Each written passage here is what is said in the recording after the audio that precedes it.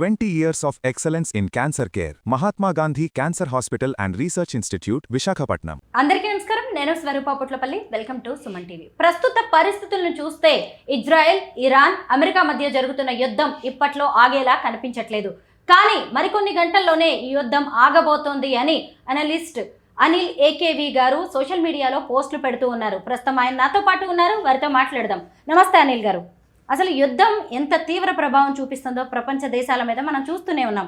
అలాంటి యుద్ధం మరికొన్ని గంటల్లో ఆగిపోబోతోంది అని మీరు అంటున్నారు. అది ఎలా సాధ్యం? నేను ఇప్పుడు కాదు madam, not from today, the day when strikes have happen. Strike చేసిన మొదటి రోజు చెప్పాను, ఇది యుద్ధం కాదు, ఇది వన్ సైడెడ్ స్ట్రైక్. ఇది this happen to be strike from the alliance of Israel and America. ఇది స్ట్రైక్స్. ఆ మొదటి రోజే వాళ్ళు ఆల్మోస్ట్ 50-60% మీకు కీ ఎనర్జీ రిసోర్సెస్ అవుతున్నాయో వాళ్ళు డ్యామేజ్ చేశారు. దాని తర్వాత ఆ డ్యామేజ్ తాలూకు ఆ డ్యామేజ్ చేసే ప్రక్రియని కంటిన్యూస్ ప్రాసెస్గా ఈ రోజు వరకు పెట్టుకుంటూ వస్తున్నారు. ఇక్కడ మనం ఆలోచించాల్సిన 2 డైనమిక్స్, చాలా సీరియస్ డైనమిక్స్ ఉన్నాయి. ఇరాన్ తాలూకు మొజాయిక్ డాక్ట్రిన్ ఏతుందో మనం ఇది కూడా అర్థం చేసుకోవాలి. వాట్ ఈజ్ మొజాయిక్ డాక్ట్రిన్ అనేది? ఇరాన్ తాలూకు mosaic doctrine, Israel has got a different kind of capability. Intent వేరు, కేపబిలిటీ వేరు. వాళ్ళ కేపబిలిటీ ఏంటనంటే వాళ్ళ ఇంటెంట్ అమెరికాను ఓడించాలి, వాళ్ళ ఉద్దేశం అమెరికాను ఓడించాలి, ఇజ్రాయెల్ని నాశనం చేయాలనేది వాళ్ళ ఉద్దేశం. అనుమానం పెట్టుకోవాల్సిన అవసరం లేదు. వాళ్ళ కేపబిలిటీ అమెరికన్ ఇజ్రాయెల్ కేపబిలిటీతో సరి సమానంగా లేదు. ఒకటి. రెండోది, they have something called as mosaic doctrine. Mosaic doctrine అంటే వాళ్ళకి మొత్తం 31 ప్రావిన్సీలు ఉన్నాయి. 31 రాజ్యాలు అనుకోండి, 31 రాష్ట్రాలు అనుకోండి. మన దేశంలో ఉన్నట్టే 31 రాష్ట్రాలకు ఇండిపెండెంట్ కమాండ్ అండ్ కంట్రోల్స్ ఉన్నాయి. ఎవరి వాళ్ళకు ఇండిపెండెంట్ కమాండ్ అండ్ కంట్రోల్స్. అంటే వాళ్ళ అతి ముఖ్యమైన నాయకుడు లేదా అతి ముఖ్యమైన డిసిషన్ మేకర్స్ మరణించినా సరే ఇండిపెండెంట్ వ్యక్తులు పెడుతున్నారు. 31 ప్రావిన్సెస్ వాళ్ళందరూ ఇండిపెండెంట్. వాళ్ళ ఆర్మీ రెజిమెంట్, బెటాలియన్స్ పెట్టుకొని, వాళ్ళ అమ్యునేషన్, ఆర్మ్స్ అన్నీ పెట్టుకొని వాళ్ళు వార్ కంటిన్యూ చేస్తూనే ఉంటారు. ఇది వీళ్ళకి అమెరికన్స్కు, ఇజ్రాయెల్ మొసాద్కు తెలియదు కాదు. They know it. They have been firing on them. Almost 10,000-12,000 వాళ్ళ కీ టార్గెట్ లొకేషన్స్ని వాళ్ళు నస్తనాబూ చేశారు. ఇప్పటికీ they have completely destroyed it, decimated. Still మీకు ఫండమెంటలిస్ట్ ఎవరైతే ఉన్నారో ఇరాన్, IRGC తాలూకు ఫండమెంటలిస్ట్, వాళ్ళు రిటాలియేట్ చేస్తున్నారు. They also giving their last breath in the fights. వాళ్ళు తీవ్రంగా రిటాలియేట్ చేస్తున్నారు. ఇది 15 days 20 days యుద్ధము, వారం రోజులు, 10 రోజులు, 20 రోజులు యుద్ధం అని చెప్పి మన న్యూస్ మీడియాలో, ప్రపంచవ్యాప్తంగా ఉన్న న్యూస్ మీడియాలో, ఫాక్స్ న్యూస్ మీడియా కావచ్చు, CNN కావచ్చు, క్రస్ కావచ్చు, రిపబ్లిక్ ఛానల్ కావచ్చు, plenty of people across the world, even podcast కావచ్చు, రిటైర్డ్ CA అధికారులు కావచ్చు, వీళ్ళందరూ వాళ్ళ పాడ్కాస్ట్లో చెప్తున్నారు ఎంత 10 రోజులు 15 రోజుల కన్నా ఎక్కువ విత్ స్టాండ్ కాదు యుద్ధము, ఇది వెళ్ళిపోతుందని. But it is very clearly understood that ఒక దేశం 40 సంవత్సరాలుగా వాళ్ళు సొరంగాలు తవ్వుకొని, టన్నెల్స్ తవ్వుకొని, వాళ్ళ బేస్ క్యాంప్స్ అన్నీ కూడా భూగర్భంలోకి షిఫ్ట్ చేసిన తర్వాత దాన్ని 30 రోజుల్లో కంప్లీట్ డిస్ట్రాయ్ చేయడం అనేది హ్యూమన్లీ ఇంపాసిబుల్. మొత్తం అమెరికా కాదు, అమెరికా, రష్యా, నాటో అన్ని దేశాలు వచ్చి దాడులు చేసినా కూడా ఇది ప్రాక్టికల్ ఇంపాసిబుల్. ఎందుకంటే it is this particular underground cities, weaponry cities ఏవైతే ఉన్నాయో, they built it for 4 decades. 40 సంవత్సరాలు, ఒక్కరోజు 2 రోజులు కాదు, 40 సంవత్సరాలు అండర్గ్రౌండ్ నగరాలు తయారు చేసుకున్నారు. వాడికి మీ G2B బాంబులు వేసినా సరే, మీరు B2B బాంబులు వేసినా సరే, మీరు బంకర్ బస్టర్లు వేసినా సరే అంత ఈజీగా అయ్యేది కాదు అవి. అండ్ వాళ్ళ ఫెసిలిటీస్ అన్నీ కూడా ఎక్కడో అండర్గ్రౌండ్ బంకర్లో ఉన్నాయి. మనం అర్థం చేసుకోవాల్సింది, గత 40 సంవత్సరాల్లో ఇరాన్ చమురు మీద వాళ్ళు చేసిన, చమురు ఉత్పత్తి మీద వాళ్ళకి వచ్చిన సంపద, ఇట్ ఈస్ హెమంగస్. ఒక అంచనా ప్రకారం it is more than $2 trillion. దాదాపు 2 కోట్ల మన కరెన్సీ ప్రకారం $2 trillion ప్రజలకు పెట్టింది 10-15%. మిగతా అంతా కూడా ఆయుధాలు సమీకరించుకోవడం, అండర్గ్రౌండ్ నగరాలు నిర్మించడం మీదనే ఖర్చు పెట్టారు వాళ్ళు. They learned a great lesson from Iran-Iraq war. They learned a lesson from different wars. వాళ్ళు అమెరికా, CIA, ఇజ్రాయెల్ మొసాద్ని చాలా దగ్గరగా స్టడీ చేసి, KGBతో సహకారం తీసుకొని, ఇవన్నీ అండర్స్టాండ్ చేసుకొని వాళ్ళు ఒక భూగర్భ నగరాలు తయారు చేసుకున్నారు. వాటిని అమెరికా కానీ, రష్యా కానీ, లేకపోతే ఏలియన్స్ కానీ వచ్చేసి రాత్రులు నష్టం చేస్తుంటే అయ్యే పని కాదు అది. So it will take some time. So America మొదటి నుంచి కూడా ఏంటంటే, America is expecting, okay, president Donald Trump is expecting that వీళ్ళు ఇక్కడితో ఆగిపోతారు. ఎందుకంటే మేము దాడులు చేశాము, వాళ్ళ ఇన్ఫ్రాస్ట్రక్చర్, బేసిక్ ఫెసిలిటీస్ దెబ్బతిన్నాయి, వాళ్ళ ప్రజలు ఇబ్బందుల్లో ఉన్నారు అని చెప్పి వీళ్ళు ఆగిపోతారని చెప్పి వీళ్ళు ఒక అంచనా వేశారు. వాళ్ళు ఆగలేదు. First what you call back fire అయింది అక్కడ వాళ్ళ అంచనా. ఫస్ట్ 1 week 10 daysలో అవుతారని చెప్పి, but they are on a suicide mission. IRGC suicide మిషన్లో ఉంది. మేము ఉంటాం పోతాం అన్నట్టు వాళ్ళు ప్రిపేర్ అయిపోయారు. అది ఎక్స్టెండ్ అవుతూ ఇక్కడ వరకు వచ్చింది. నా వాట్ హ్యాపెండ్ లాస్ట్ 15 daysలో జరిగింది ఏంటంటే, మీకు కీ రిసోర్స్ ఏరియాస్ ఏవైతే ఉంటాయో, కీ ఎనర్జీ ఫెసిలిటీస్ ఏవైతే ఉంటాయో అవన్నింటినీ టార్గెట్ చేసి వాటిని నష్టపరిచింది అమెరికా, ఇజ్రాయెల్ సంయుక్తంగా. And now they have shifted to the human facilities. అంటే మనుషులు ఉండే జనసంచారం ఉండే బ్రిడ్జ్లు కానివ్వండి, లేకపోతే పవర్ ప్లాంట్స్ అండి, ఇలాంటివన్నీ కూడా టార్గెట్ చేయడం మొదలుపెట్టింది ఒకటి. రెండోది, రిటాలియేషన్ చేసే ప్రాసెస్లో, ప్రక్రియలో వాళ్ళకు అంతర్గత విభేదాలు ఏర్పడ్డాయి. America has become majorly successful in this. వాళ్ళకు అంతర్గత విభేదాలు ఏర్పడ్డాయి. ఎందుకంటే మనం కొన్ని లాజిక్స్ ఆలోచించాలి. ఇరాన్ జనాభా 9 కోట్లు, ఐఆర్జీసీ కమాండెంట్లు దాదాపు 9 లక్షల మంది, రిజర్వ్ అంతా కలుపుకుంటే 20 లక్షల మంది.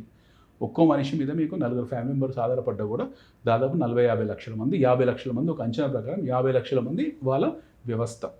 అంటే ఆల్మోస్ట్ మీకు 5-6% of whole population of Iran. వీళ్ళందరూ రక్షణ వ్యవస్థలో ఉన్నారు. వాళ్ళ కుటుంబాలు కూడా దెబ్బతింటున్నాయి.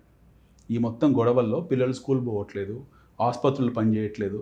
ఎట్ ది సేమ్ టైం మీకు వాళ్ళ కరెన్సీ వాల్యూ పడిపోయింది, ఇన్ఫ్లేషన్ ఎక్కువ ఉంది, ఆహార ఉత్పత్తులు లేవు. మనం బయట నుంచి చూస్తే ఒక ఎత్తు, లోపల వాళ్ళు చాలా నలిగిపోతున్నారు. సో వాళ్ళకు చాలా ట్రెమెండస్ ప్రెషర్ ఉంది, ఐఆర్జీసీ మీద ట్రెమెండస్ ప్రెషర్ ఉంది. ఈ ప్రెషర్లో వాళ్ళు మ్యాక్సిమం ఫైర్ చేశారు. వాళ్ళ దగ్గర అమ్యునేషన్ అంతా కూడా ఫైర్ చేశారు, రిటాలియేట్ చేసుకుంటూ వెళ్ళారు. Now they are in a complete ఒక బ్రేకింగ్ స్టేజ్లో ఉంది. చేస్తే మొత్తం దేశం సూసైడ్ మిషన్లోకి వెళ్ళాలి, లేదా ఒక చోట సీజ్ చేసేయాలి, ఆపేసేయాలి.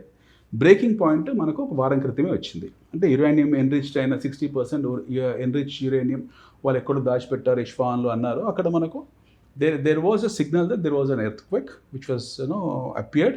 మీకు ఆ మష్రూమ్ క్లౌడ్స్ కూడా వచ్చాయి. ఆల్మోస్ట్ అది డెసిమేట్ అయిపోయింది. ఎన్రిచ్ యురేనియం ఇంకో చోటుకి తరలించారు అది ఇది అని చెప్పేసి వీళ్ళు అంటున్నారు. But we don't know thus far ఎంతవరకు అది నిజం అనేది తెలియదు. అక్కడ భూగర్భంలో చాలా క్రేటర్స్ ఏర్పడ్డాయి, భూమి మీద రకరకాల ప్రాంతాల్లో క్రేటర్స్ ఏర్పడ్డాయి. ఎందుకంటే అమెరికా బంకర్ బ్లాస్టర్లు నాన్ స్టాప్ ఫైర్ చేసుకుంటూ వెళ్తూనే ఉంది. అతి ముఖ్యమైన విషయం ఏంటంటే now America started saying that మీరు ఆపకపోతే మీ ఇన్ఫ్రాస్ట్రక్చర్ అవుతుందో, పవర్ ఫెసిలిటీస్ ఏవైతున్నాయో వాటి మీద అటాక్ చేస్తామన్నారు మొన్న రాత్రి. We will take you to stone age. And president of America use certain filthy language, చాలా అసభ్యకరమైన భాష, అత్యంత జుగుప్సాకరమైన భాష మాట్లాడాడు, ఒక రోగ్ లాంగ్వేజ్ మాట్లాడాడు.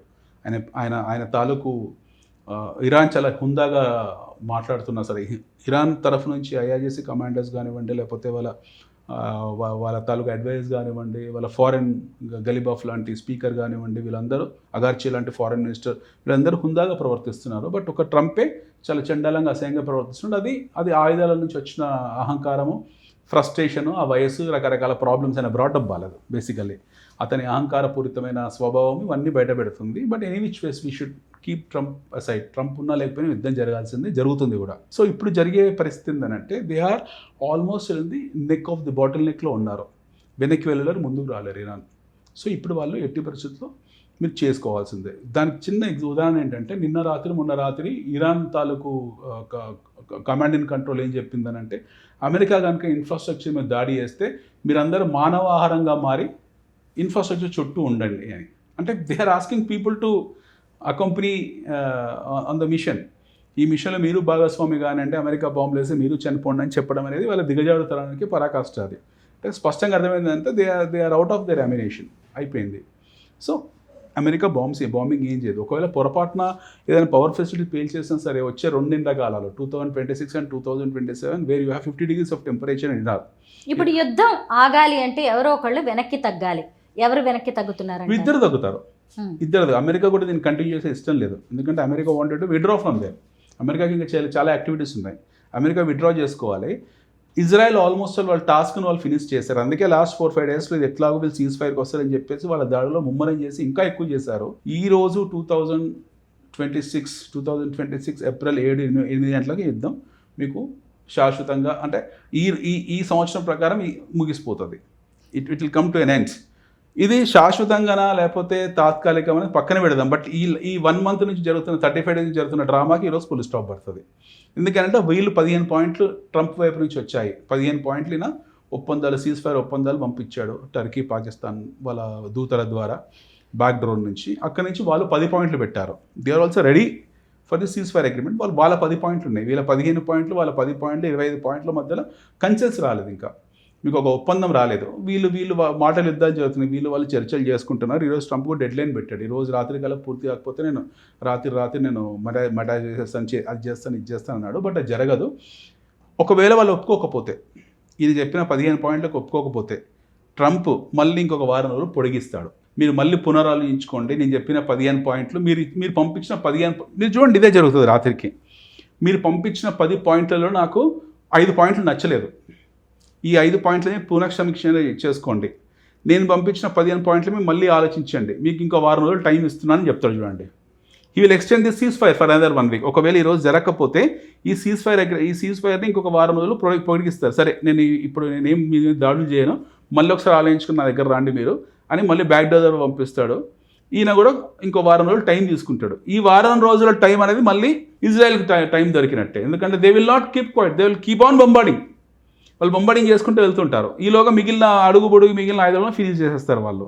ఒకటి. రెండోది, మీకు మసూద్ పెజిషియా చదువుకున్న వ్యక్తి, Iran president, is a well educated doctor and high degree, is not a radicalised person. చాలా ఎక్కువ డిగ్రీస్ ఉన్నాయి ఆయనకు, ఇంటెలెక్చువల్ పర్సన్, హ్యూమన్ వాల్యూస్ ఉన్న వ్యక్తి అతను, వివిధ దేశాలతో ద్వైపాక్షిక సంబంధాలు, డిప్లొమసీలో ఉన్న వ్యక్తి. ఇలాంటి వ్యక్తులు ఉన్నారు. You have nice people. So వీళ్ళకి ఇష్టం లేదు. ఇది 15 days బ్యాక్ ఇది ఫినిష్ చేద్దాం, దీన్ని ఆపేద్దాం అనుకున్నారు. కానీ వాళ్ళు మళ్ళీ లోపల ఉన్న ఫండమెంటల్స్లో పెడుతుంటారో వాళ్ళ IRGSలో వాళ్ళు ఒప్పుకోలేదు. బట్ ఇప్పుడు జరుగుతుంది. Now they will come to an end. ఇరాన్కి బుద్ధి చెప్పాలనే ఉద్దేశంతో ఇజ్రాయెల్, అమెరికా మూకుమ్మడిగా యుద్ధం అనేది మొదలుపెట్టాయి. ఇంతకీ ఈ 2 దేశాలు ఆశించినట్టుగా వాళ్ళ లక్ష్యం నెరవేరినట్టే.